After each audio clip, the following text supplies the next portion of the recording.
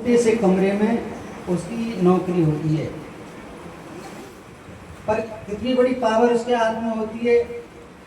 एक छोटी सी झंडी होती है लाल कलर की और एक हरे कलर की, परंतु गाड़ी की कितनी बड़ी गाड़ी होती है, उसको दो छोटी छोटी झंडियों को दिखाकर लाल दिखाई तो रुक गई और हरी दिखाई तो चालू हो गई।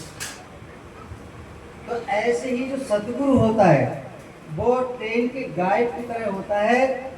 अगर शिष्य रूपी अगर गाड़ी है तो अगर उसने झंडी हरी दिखाई तो गाड़ी चालू हो गई और लाल झंडी दिखाई तो गाड़ी शिष्य की वहीं रुक गई। और कैसे, जैसे एक जब हमारा मानवता का यंत्र है, हम मानव है, मानवता का यंत्र तो हटना जरूरी है। जब हमारा मानवता का यंत्र अपने स्थान से हट जाता है तो गुरु रूपी मिस्त्री उसे यथा स्थान बैठा देता है, तभी शिष्य रूपी गाड़ी निष्कंटक लक्ष्य तक पहुंचती है। जैसे एक डॉक्टर होता है वो शिष्य की कमजोरियों का निदान कर, जैसे डॉक्टर होता है पहले तपास करता है कि इसको बीमारी क्या है, ऐसे ही गुरु जो होते हैं वो शिष्य की कमजोरियों का निदान करते हैं। निदान करके उसे विधि पूर्वक दवा देकर उसे रोग मुक्त कर देते हैं। इसी प्रकार जो सद्गुरु होते हैं वो शिष्य की कमजोरियों को दूर कर उसके अंदर सद्गुणों को भर देते हैं। और शिष्य की जैसे गाड़ी का इंजन होता है, वो गाड़ी का इंजन पूरी गाड़ी को खींचकर उसके लक्ष्य तक पहुंचा देता है जहाँ गाड़ी को जाना होता है। उसी प्रकार जो गुरु होता है वो शिष्य रूपी गाड़ी को वहीं पहुंचा देता है जहाँ शिष्य को जाना होता है, जहाँ उसका लक्ष्य होता है शिष्य का। तो गुरु हृदय की तो कृपा हो और शिष्य दया का पात्र हो तो शिष्य को उपदेशा अमृतपान अवश्य प्राप्त हो सकता है। संत है क्या? कहते हैं शीतल चंदन चंद्रमा। शीतल कौन होता है? चंद्रमा शीतल होता है, संत शीतल होता है और चंदन शीतल होता है। तो ऐसे शीतल चंदन चंद्रमा वैसे ही शीतल संत, वैसे ही शीतल संत जगत की ताप बुझावे और जो कोई आवे जरत मधुर मुख वचन सुनावे और धीरजशील स्वभाव क्षमा न जात बखानी बोले अत मृद बैन वज्र को करते पानी रहन चलन मुस्कान ज्ञान को गंध लगावे तीन ताप मिट जाएं संत के दर्शन पावे।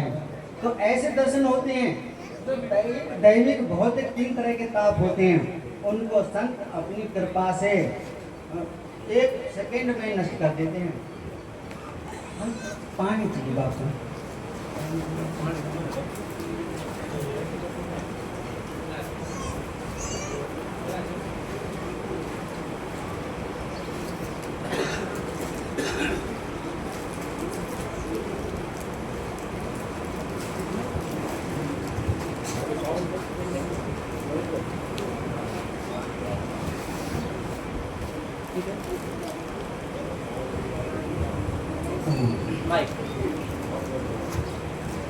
जीवन भगवान की सबसे बड़ी सौगात है और ये मनुष्य का शरीर परमात्मा का दिया हुआ एक उपहार है।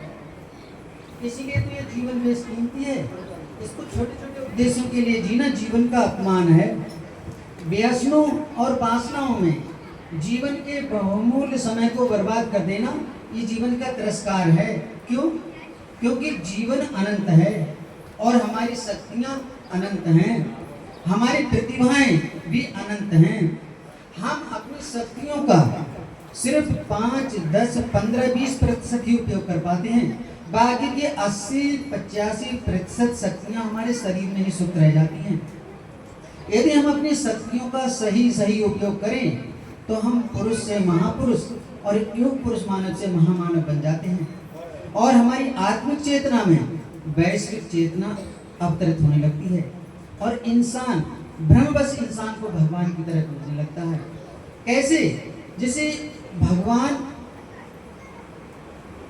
योगीराज भगवान श्री कृष्ण, मर्यादा पुरुषोत्तम श्री राम, गुरु गोविंद सिंह जी महाराज, भगवान बुद्ध, भगवान महावीर स्वामी, पैगंबर मोहम्मद साहब, प्रोफेट ईसा मसीह आदि, गुरु नानक देव जी महाराज, स्वामी विवेकानंद, ईश्वर दयानंद, गुरुवर ब्रजानंद आदि आदि जो महापुरुष इस संसार में हुए हैं, उन महापुरुषों के अंदर जो शक्तियां थी वो सब की सब शक्तियां हमारे आपके अंदर सन्निहित हैं। और हम आप सब योगी हैं। और योगी को कभी दीनहीन, असहाय या अकेला नहीं समझना चाहिए, बल्कि प्रतिपल अहम ब्रह्मास्मि, मैं विराट हूं। मेरा जन्म एक महान उद्देश्य को लेकर हुआ है, क्योंकि मैं एक व्यक्ति नहीं, मैं एक संस्कृति हूं, मैं इस परंपरा का संवाहक हूं। मुझ में धरती जैसा धैर्य, अग्नि जैसा तेज, जल जैसी शीतलता और आकाश जैसी विराटता है। क्यों? क्योंकि मेरे हृदय कमल में मेरा प्रभु वास करता है। इसलिए अपने आप को हीन समझना और परिस्थितियों के सामने झुक जाना ये आत्महनन के समान है। क्यों? क्योंकि तुम्हारे अंदर ईश्वरीय शक्ति है, उस शक्ति के द्वारा तुम सब कुछ करने में समर्थ हो। परिस्थितियों को बदलना तुम्हारे हाथ में है। तुम उठो, मिथ्या संस्कारों को और झूठे विचारों को त्याग कर महान बन जाओ।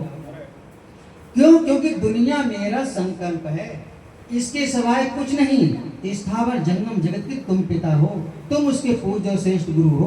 क्योंकि सब संसार मनुष्य के आश्रय है और मनुष्य एक विशाल वन है। आत्मा सबके भीतर बसती है। साकार मिथ्या है, निराकार सत्य है। सारा जगत निराकार है और सब जगत को एक शिव समझो। निर्द्वंद रहे, निसंक रहे, निर्भय सदा निष्काम रहे। चिंता कभी मत कीजिए, जो होए होने दीजिए। जड़ चेतन स्थावर जंगम संपूर्ण चराचर जगत एक ब्रह्म है और वह ब्रह्म तुम हो।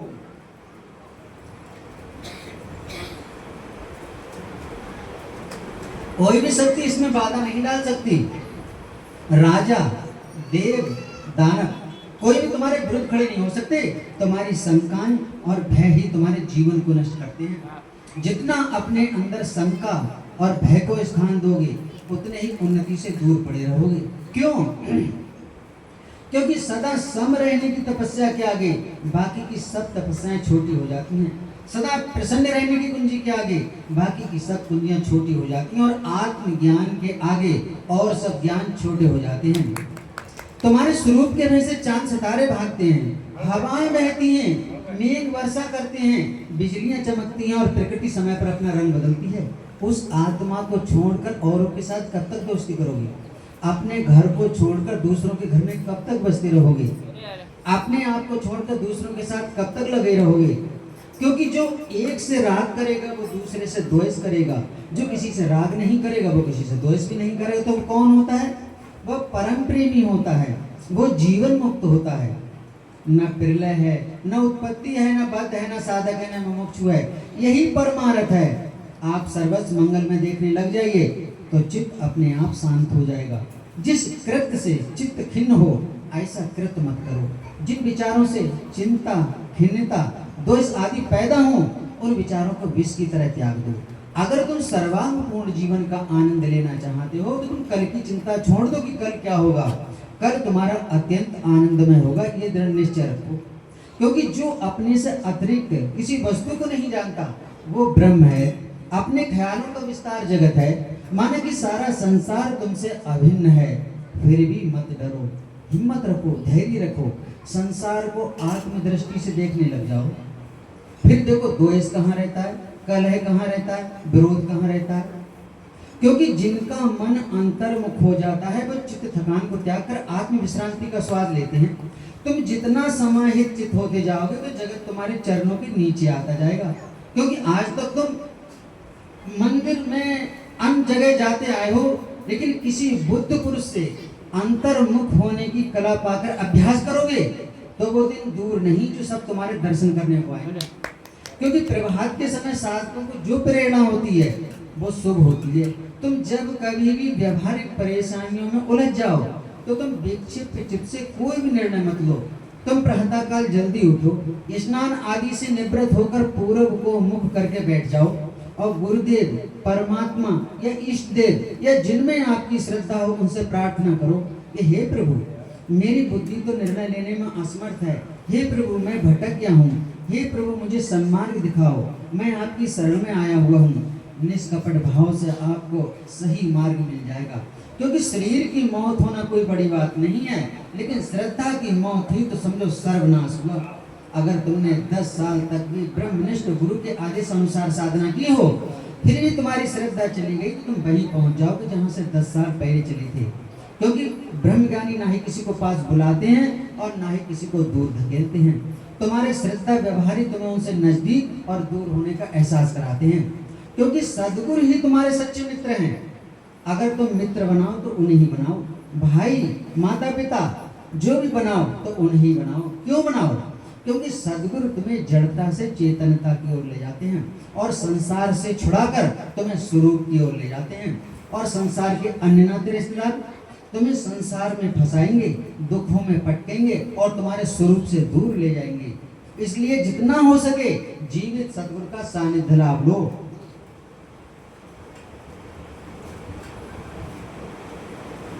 वे तुम्हारे अहंकार को काट छांट कर शुद्ध स्वरूप में प्रत्यक्ष करेंगे। उनकी वर्तमान यात्रा के समय तुम उनसे पूरा लाभ लेने का प्रयास करो। उनका शरीर छूटने के बाद तो ठीक है, मंदिर बनते हैं और तमाम दुकानदारियां चलती हैं, तुम्हारी गड़ाई नहीं हो पाएगी। अभी तक तो वे तुम्हारे शरीर को मैं मानना, दूसरों के शरीर को मैं मानना, ऐसी परछिन्न मान्यताओं को छुड़ाते हैं। बाद में कौन छुड़ाएगा? बाद में नाम तो होगा साधना का कि मैं साधना करता हूँ, परंतु मन खेल करेगा, तुम्हें उलझा देगा जैसे सदियों से उलझाता आया हुआ है। कैसे? जैसे मिट्टी को कुम्हार शत्रु लगता है, पत्थर को शिल्पी शत्रु लगता है, क्योंकि वे मिट्टी और पत्थर को चोट पहुंचाते हैं। ऐसे ही सदगुरु भी तुम्हारे देहाध्यास पर चोट करते हैं, इसलिए वो तुम्हें शत्रु जैसे लगते हैं, परंतु वो शत्रु होते नहीं। अगर वो तुम्हें शत्रु जैसे लगे तो भी तुम भूलकर उनका दामन मत छोड़ना, तुम लगे रहना धैर्य पूर्वक अपनी साधना में। वे तुम्हें एक दिन कंचन की तरह तपा तपा कर शुद्ध स्वरूप में प्रत्यक्ष करेंगे। उनकी वर्तमान याति के समय ही तुम उनसे पूरा लाभ लेने का प्रयास करो। सदगुरु तुमसे कुछ भी नहीं लेंगे। अगर वो तुमसे कुछ लेते हुए दिखे तो समझ लो वो तुम्हारी परिच्छिन्न मान्यताएं लेंगे जो तुम्हें दीन बनाए हुए हैं। सदगुरु मिटाते हैं, तू आनाकानी मत कर, अन्यथा तेरा परमार्थ का मार्ग और लंबा हो जाएगा। तू सहयोग कर, उनके चरणों में मिट जा और मालिक बन जा।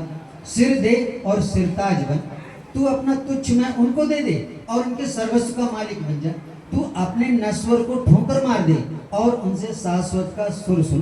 तू अपने तुच्छ जीवत्व को त्याग दे और उनसे सर्वत्व का ज्ञान सुन। क्योंकि तुम्हारे जिष्ट में सुखाकार दुखाकार दोषाकार वृत्तियां उठ रही हैं, वह चित्त प्रकृति है और उसका प्रेरक साक्षी परमात्मा वो उससे परे है। उसमें ना रहकर जब प्रकृति के साथ भटकते हो, वृत्तियों के साथ एक हो जाते हो, तो तुम समझो अशांत होते हो और स्वरूप में रहकर सब कुछ करते हो तो तुम करते हुए भी अकर्ता हो। फिर आनंद तो तुम्हारा स्वरूप ही है। जैसे ही सड़क पर कितने ही वाहन चलते हैं, रिक्शा साइकिल बैलगाड़ी आदि चलते हैं, परंतु वो अचल सड़क के आधार पर ही चलते हैं। ऐसे ही तुम्हारा आत्मा अचल है, उस पर वृत्तियां चल रही हैं। व्यवहार में चिंता रूपी राक्षसी घुमा करती है, वो उसी को ग्रस लेती है जिसको कि जगत सच्चा लगता है। जिसको जगत स्वप्नवत लगता है उसको चिंताएं और परिस्थितियां कुछ नहीं कर सकती। एक ही मंदिर में क्या जाना, तुम सारे संसार को ही एक मंदिर बना लो। तुम ऐसा जीवन जियो कि तुम जो खाओ वो प्रसाद बन जाए, जो करो वो साधना बन जाए और जो चिंतन करो वो आत्मचिंतन बन जाए। अगर तुम सत्य के मार्ग पर चल ही पड़े हो तो तुम व्यवहारिक कार्यों की चिंता छोड़ दो कि वे पूरे होते हैं कि नहीं। माना कि कुछ कार्य पूरे ना भी हुए तो तुम्हें एक ना एक दिन तो छोड़ कर ही जाना है, क्योंकि यहाँ अधूरा तो अधूरा है ही, लेकिन संसारी लोग जिसे पूरा समझते हैं वो भी तो अधूरा ही है। भाई पूर्ण तो एक परमात्मा है, अगर उसे जाने बिना सब कुछ जान लिए तो भी तो व्यर्थ है। कोई आपका अपमान या निंदा या कुछ करे तो उससे खिन्न नहीं होना चाहिए, क्योंकि अपमान करने वाले जितना आपका हित करते हैं उतना प्रशंसक नहीं करते। ये सदैव याद रखो। वो संतों का आनंद साहिब जय।